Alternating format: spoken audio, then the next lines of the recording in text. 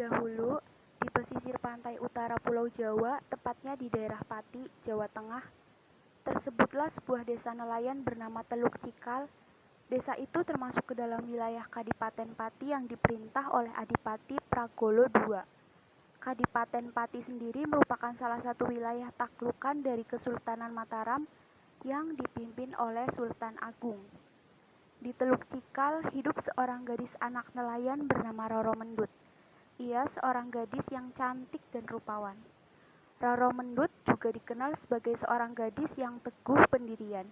Ia tidak sungkan-sungkan menolak para lelaki yang datang melamarnya sebab ia sudah memiliki calon suami, yakni seorang pemuda desa yang tampan bernama Pranacitra, putra Nyai Singabarong, seorang saudagar kaya raya. Suatu hari, berita tentang kecantikan dan kemolekan Roro Mendut terdengar oleh Adipati Pragolo II. Penguasa Kadipaten Pati itu pun bermaksud menjadikannya sebagai selir. Sudah berkali-kali ia membujuknya, namun Roro Mendut tetap menolak. Merasa dikecewakan, Adipati Pragolo II mengutus beberapa pengawalnya untuk menculik Roro Mendut. Hari itu, ketika Roro Mendut sedang asik menjemur ikan di pantai seorang diri, datanglah utusan Adipati Pragolo.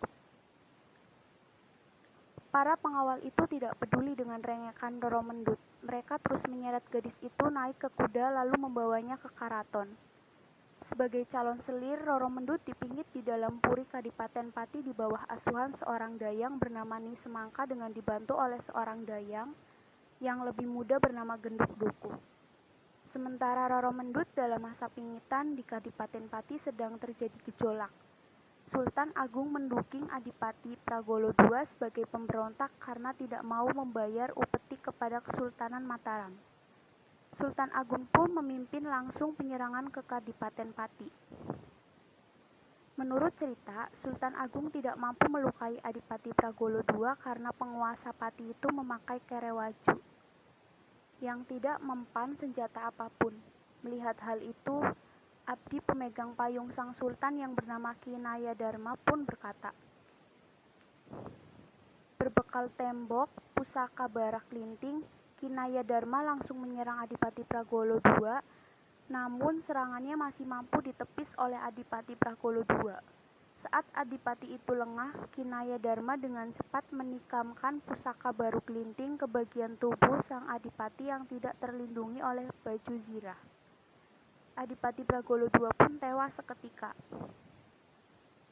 Sementara itu, para prajurit yang dikomandani Panglima Perang Mataram, Tumenggung Wiraguna, segera merampas harta kekayaan Kadipaten Pati, termasuk Roro Mendut. Tumenggung Wiraguna langsung terpesona saat melihat kecantikan Roro Mendut. Ia pun memboyong Roro Mendut ke Mataram untuk dijadikan selirnya. Tumenggung Wiraguna berkali-kali membujuk Roro Mendut untuk dijadikan selir, namun selalu ditolak. Bahkan, di hadapan Panglima itu ia berani terang-terangan menyatakan bahwa dirinya telah memiliki kekasih bernama Pranacitra. Sikap Roro Mendut yang keras kepala itu membuat Tumenggung Wiraguna murka. Roro Mendut tidak gentar mendengar ancaman itu. Ia lebih memilih membayar pajak daripada harus menjadi selir Tumenggung Wiraguna. Oleh karena masih dalam pengawasan prajurit Mataram, Roro Mendut kemudian meminta izin untuk berdagang rokok di pasar. Tumenggung Wiraguna pun menyetujuinya. Ternyata dagangan rokoknya laku keras. Bahkan orang juga beramai-ramai membeli patung rokok bekas isapan Roro Mendut.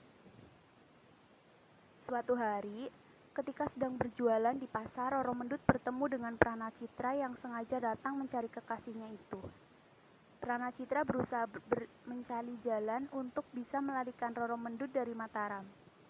Setiba di istana, Roro Mendut menceritakan perihal pertemuannya dengan Pranacitra kepada Putri Arumardi, salah seorang selir Wiraguna, dengan harapan dapat membantunya keluar dari istana.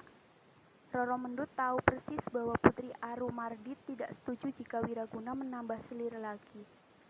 Putri Arumardi dan selir Wiraguna lainnya yang bernama Nyai Ajeng menyusun siasat untuk mengeluarkan Roro Mendut keluar dari istana.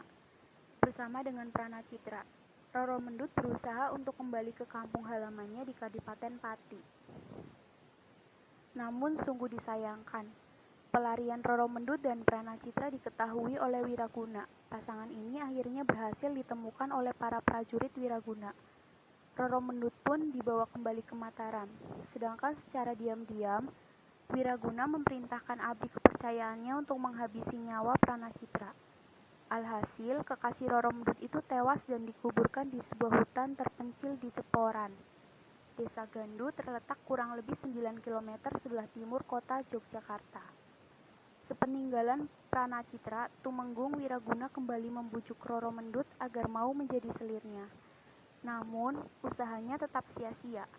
Gadis cantik itu tetap menolak. Sang panglima pun tidak kehabisan akal. Ia kemudian menceritakan perihal kematian Pranacitra kepada Roro Mendut. Roro Mendut pun menurut untuk membuktikan perkataan Tumenggung Wiraguna. Betapa terkejutnya Roro Mendut begitu sampai di tempat Pranacitra dikuburkan. Ia berteriak histeris di hadapan makam kekasihnya.